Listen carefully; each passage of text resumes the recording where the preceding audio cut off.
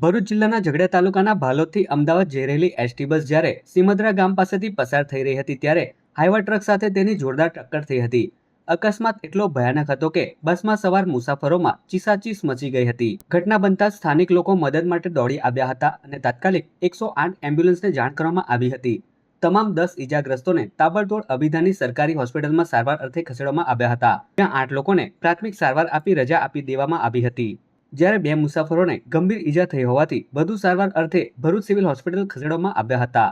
અકસ્માતની ગંભીરતાને જોતા ઝઘડિયાના ધારાસભ્ય રીતેશ વસાવા તેમજ જિલ્લા પંચાયત પ્રમુખ ડિમ્પલ રાજ તાત્કાલિક અવિધા સરકારી હોસ્પિટલ ખાતે દોડી આવ્યા હતા।